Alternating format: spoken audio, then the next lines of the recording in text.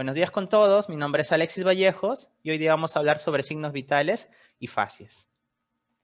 Entonces, una vez que nosotros terminamos la anamnesis, llegamos a este punto, examen físico, y nos encontramos con que nuestra historia tiene estos componentes, ¿ya?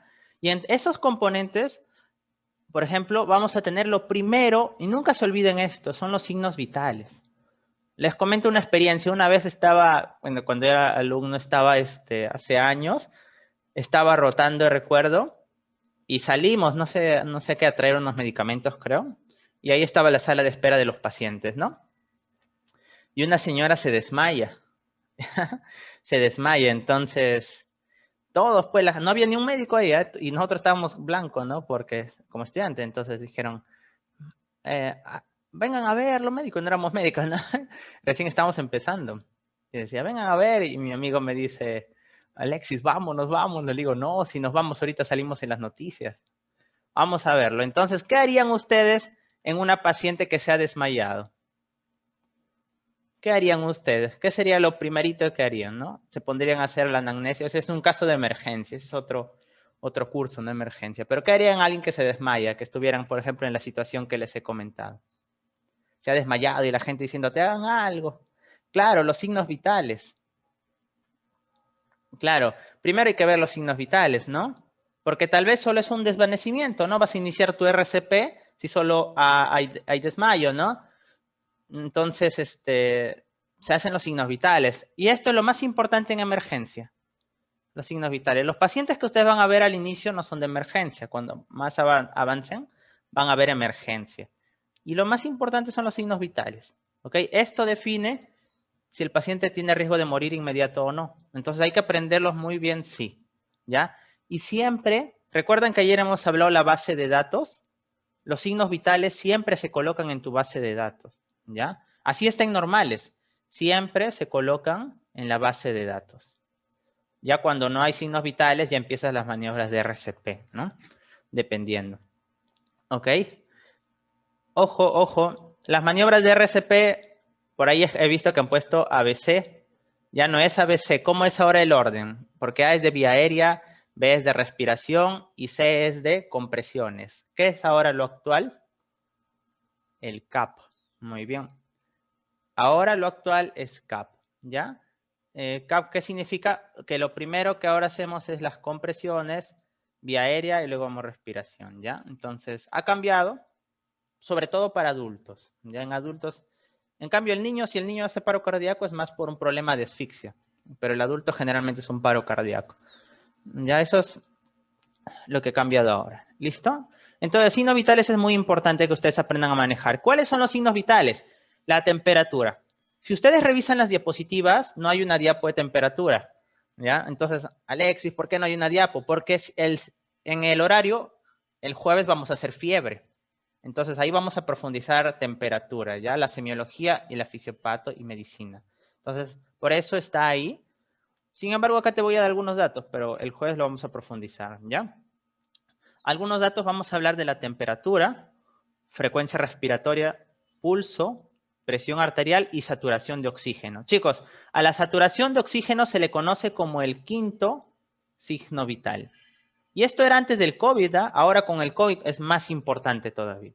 Entonces vamos a aprender, por ejemplo, ahí les he puesto incluso una tablita con el nivel del mar, cómo cambia. ¿Ya? Listo, entonces empezamos. Signos vitales. La temperatura. Chicos, la temperatura uno lo puede medir, la temperatura rectal, la temperatura bucal y la temperatura axilar. ¿Cuál será la más precisa de las tres?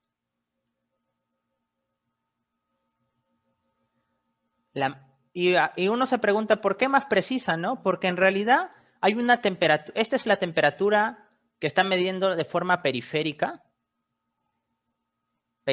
¿no? Pero ¿cuál es la real? Hay una verdadera temperatura, que es la temperatura central. O sea, lo que realmente está en la sangre, ¿no? Y uno trata de medirlo de forma periférica, ¿no? Rectal, bucal, axilar. Pero eso son aproximaciones. O sea, lo periférico quiere compararse a lo central. ¿Y cuál de los periféricos se acerca mucho más a lo central? Nadie va por la axilar porque el axilar no es. Es muy bien, Katy, Carlos, la rectal. ¿Ok? Entonces, si te preguntan cuál es la más precisa, es la rectal. O sea, la más aproximada o más precisa respecto a la central es la rectal. ¿Ya? Listo. Pero ¿cuál será la más usada? Tú no ves a los pacientes en el hospital a todos forma rectal, ¿no? Uno es muy incómodo, no quieren, ¿no?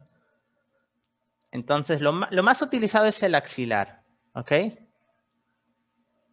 Pero ¿quién gana en precisión? ¿Bucal o axilar? La bucal, ¿ok? Entonces, en precisión, primero es la rectal, es la más precisa. Segundo, bucal, y la peor es la axilar. Pero la axilar es la más usado por la comodidad.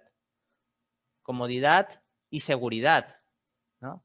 Porque ¿cuál será el problema? ¿En quién está contraindicado colocarle el termómetro en la boca? ¿En quién crees que estaría contraindicado colocarle el termómetro en la boca?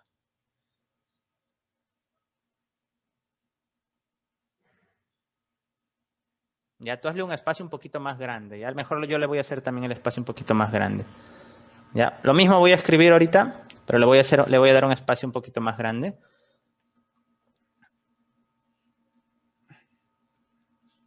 Ya, entonces, ahí habíamos escrito que axilar, ¿no? Ahí habíamos escrito que la temperatura axilar era la menos precisa respecto a la central de las tres. ¿Ok? No significa que no vale, es buena, pero las otras ganan, a eso nos referimos. Pero es la más usada por la comodidad y seguridad. ¿Ok? La más usada por la comodidad y seguridad. Ahora, yo decía, ¿en quién está contraindicado hacerle bucal? En niños, ¿no? Bueno, pacientes con sonda también podría ser, pero sobre todo la contraindicación que te van a preguntar está contraindicado en niño, porque el niño lo muerde y se intoxica con mercurio y hace falla renal y se muere, ¿ah? O sea, tú le pones a un niño, está prohibido. Si pasa un accidente, él lo muerde y se le intoxica con el mercurio, eso va a ser tu culpa, porque el niño no debería colocarse bucal. ¿Ok? Muy bien, María, Araceli, excelente. Y obviamente pacientes que no puedas, ¿no? Por ejemplo, sonda es difícil, no se va a poder. Entonces, en el niño, sí o sí, tú mandas con axilar o rectal, pero no bucal, ¿ya? ¿Cuál es el otro problema de la bucal? ¿Cuándo crees que podría salir alterada la bucal? ¿Cuándo crees que podría ser alterada la bucal y por lo tanto no sería confiable tomar una temperatura bucal?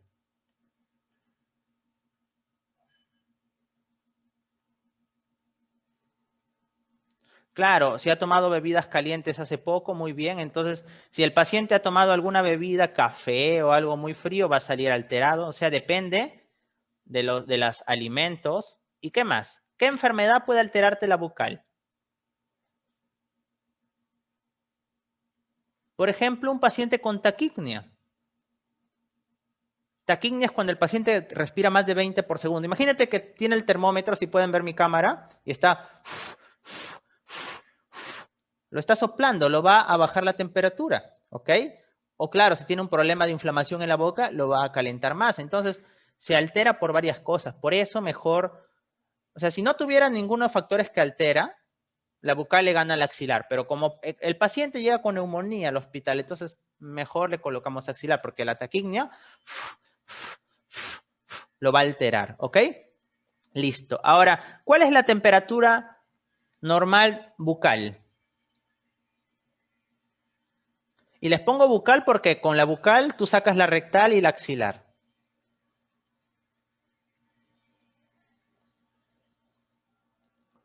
Uno dice 37, ¿no? Pero es un rango. 37 está bien.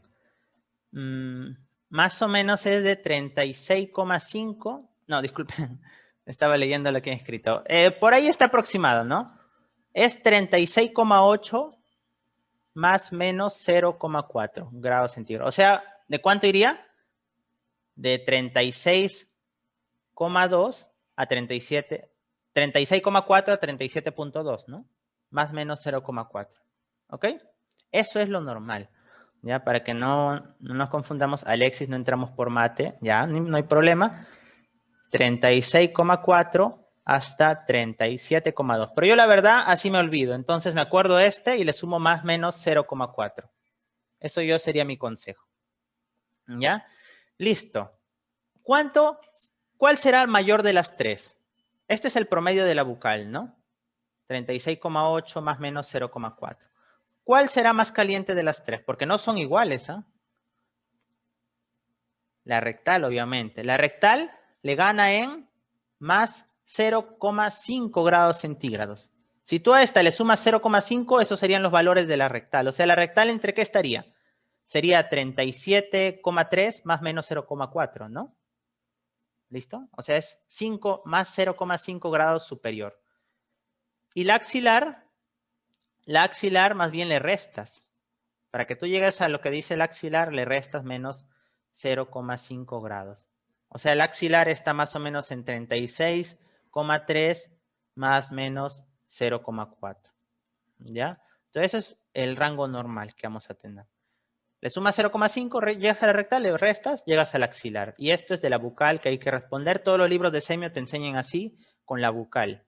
Ya te enseñan con la bucal siempre. Listo. Ahora, pregunta, chicos. ¿Durante el día varía la temperatura?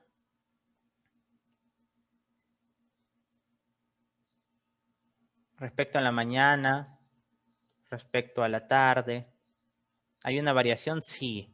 Muy bien. Sí puede variar la temperatura, ¿ya? ¿A qué hora será mayor?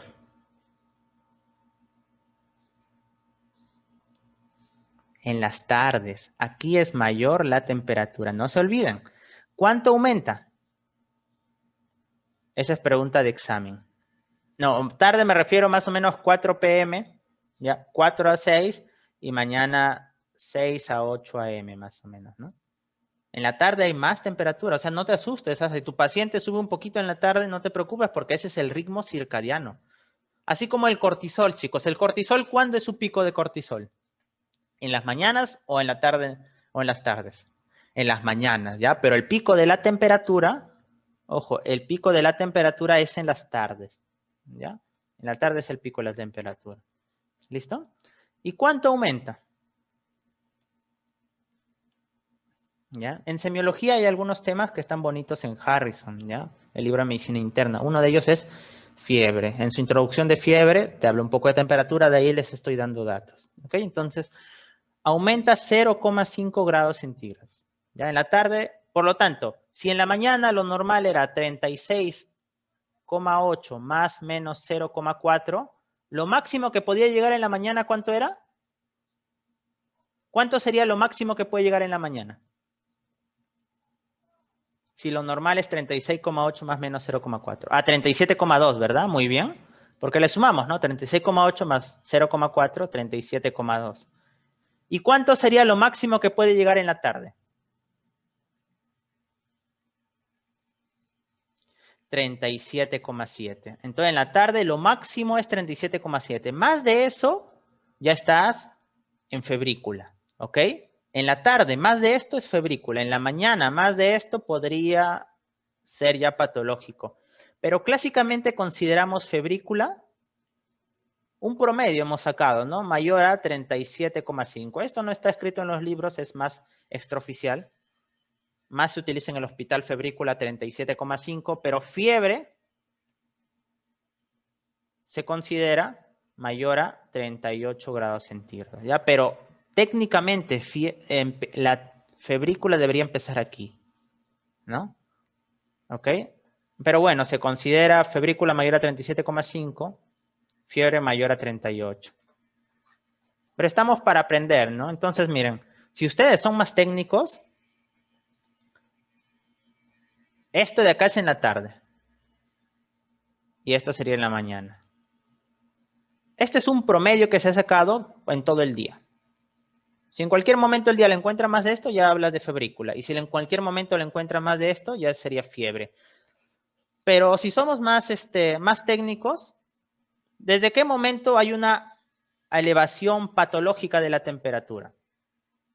¿No? De la temperatura, ¿no? Cuando en la mañana aumenta más de 37,2 y en la tarde aumenta más de 37,7 grados centígrados. Eso ya es patológico, ¿ok? Entonces, eso, sobre todo, eso ustedes tienen que recordar y si tienen que elegir este valor. ¿Listo? Ya, no se olviden de eso. Entonces, ¿cuál es la diferencia entre febrícula y fiebre? Fiebre es algo más alto, ¿verdad? Febrícula, antes de llegar a los 38. Febrícula, no se olviden, es antes de los 38 grados centígrados. En cambio, fiebre es pasando los 38 grados centígrados. ¿Ya? Entonces, bueno, con estos datos yo creo que ustedes van a poder manejar bien a pacientes, viendo qué temperatura estás utilizando, cuáles son los valores normales, teniendo en cuenta el ritmo circadiano, que puede aumentar 0,5 en la tarde. Si no llegó a 38 es febrícula, si pasa el 38 es fiebre. Hay un término que nosotros le llamamos fiebre de origen desconocido, que se llama FOD. Fiebre de origen desconocido, es FOD. Fiebre de origen desconocido es un paciente que tiene más de 3 semanas de fiebre y no sabemos la causa y más de una semana ha estado en el hospital y tampoco se sabe la causa. Le has hecho la mayoría de estudios, lo has estudiado a tu paciente y no estudios básicos y no sabes la causa, pero en FOD, para fiebre de origen desconocido, el valor se considera mayor a 38,3 grados centígrados. Por eso les hablo de FOD, porque en fiebre de origen desconocido consideran mayor a 38,3 grados 38,3 grados centígrados, ¿ok? Esa es la definición clásica de FOD. ¿Cuál es la principal causa de fiebre de origen desconocido, chicos? En el Perú. Si un paciente tiene fiebre y no sabes la causa, más de 3 semanas de fiebre, en el hospital una semana o 3 visitas al médico, ¿no? Algo incluso más frecuente, porque puede ser la fiebre tifoidea, salmonelosis, ¿no? Salmonelosis es gastroenteritis nomás. Fiebre tifoidea es cuando salmonelosis produce salmonella enteritidis o tifimurium. Y ellos dan solo diarrea, ¿no? Pero a menos a que sea sida y sida sepsis, ¿no? Pero fiebre tifoidea sí da fiebre de origen desconocido. Pero en el Perú, siempre recuerden esto, cuando un doctor te pregunte en el Perú, tú dices, ah, peruanos somos campeones, no es en fútbol, es en TB, ¿no? Entonces dices TB. Por eso la causa más frecuente de fiebre de origen desconocido en el Perú es tuberculosis. En el mundo, neoplasias. ¿Ya? No olviden eso. Listo, creo que eso es lo más importante para conversar de temperatura en este momento. Vamos a hablar muchos datos más en fiebre, que vamos a hacer el jueves. ¿Ok? Ah, ya. Más de 3 semanas con fiebre. Ah, que le has hecho los estudios básicos, o sea, le has pedido hemograma, le has pedido la mayoría de estudios, radiografía, hemograma, ecografía abdominal, le has pedido cultivos y no encuentras la causa. O sea, le has hecho los estudios básicos al paciente. Estudios básicos. O sea, si tú tienes a alguien con más de 3 semanas con fiebre y no lo has estudiado, no es fiebre de origen desconocido porque no lo has estudiado, pues, ¿no? Listo.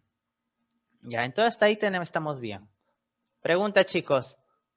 La frecuencia respiratoria, ¿cuál es el valor normal? Vamos completando valores normales, ¿ya? Frecuencia respiratoria en el adulto, vamos a hacer adulto. 12 a 20. El niño es más de 20, ¿eh? 12 a 20 es la frecuencia respiratoria normal. Y eso que 12 a 16, pero 12 a 20 es lo normal de frecuencia, ¿ya?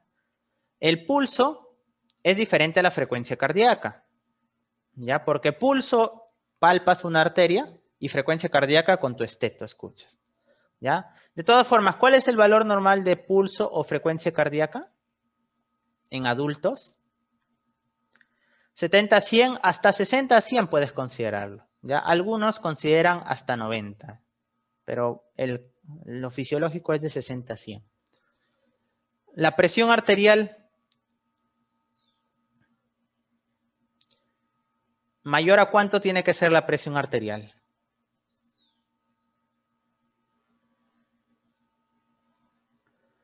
Ya el promedio es 120/80, está bien, pero ¿cuál sería lo mínimo que deberías tener de presión? O sea, más bajo de eso es hipotenso el paciente.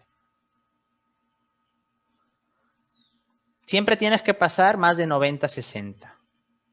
¿ya? Y siempre, menos de 90-60 ya es hipotensión, ¿ok? ¿Y hasta cuánto puedo llegar máximo de presión arterial? Porque más de eso ya es hipertenso. Aunque va a variar con las guías, que les he traído la guía última de hipertensión para explicarles algunas perlas. Porque también en medicina no vamos a hablar de hipertensión. Pero nunca debo pasarme de 140 a 90. Entonces esos son los rangos normales de presión. Más de 90-60, menor de 140-90 milímetros de mercurio. Aquí es latidos por minuto. ¿Y la saturación? ¿Mayor o igual a cuánto tiene que ser?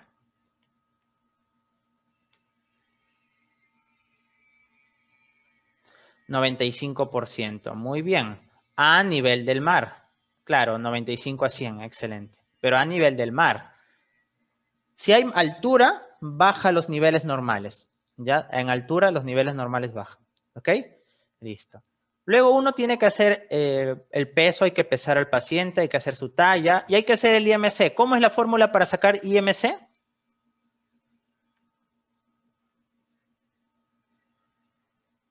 Recuerden que la obesidad es factor de riesgo para COVID. ¿Ya?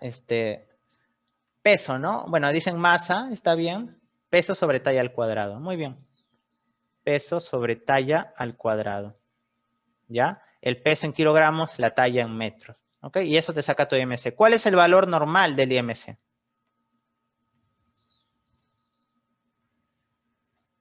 ¿Cuál es lo mínimo?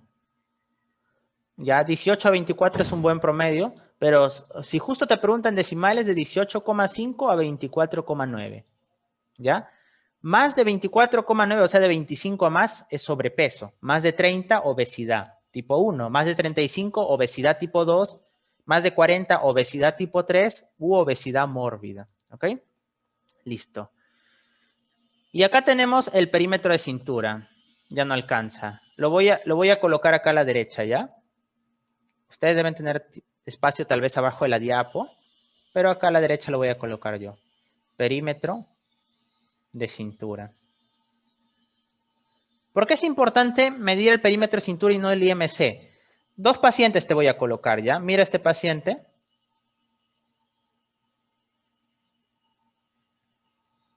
¿No? Y esta otra paciente, mujer.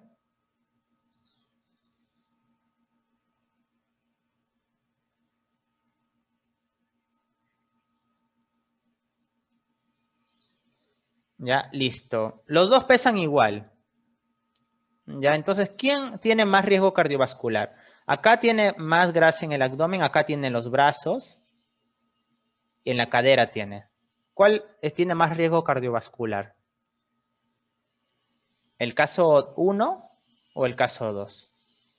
Uno tiene más grasa en el abdomen y otro más en brazos y en caderas. Caso 1, porque esta se llama obesidad visceral. Visceral, ya lo voy a acercar. Chicos, cuando tú ves así un paciente que es, entre comillas, barrigoncito, como decimos, ¿no? O sea, la grasa está a nivel del abdomen, no creas que está en el tejido celular subcutáneo nomás. Esa grasa está dentro de la cavidad peritoneal, está encima del hígado, está en el páncreas, o sea, está llenecito de grasa por dentro. Entonces, esa grasa es dañina. La grasa que se acumula acá, abdominal, es dañina, es la peor. La periférica en caderas, en brazos, ¿no?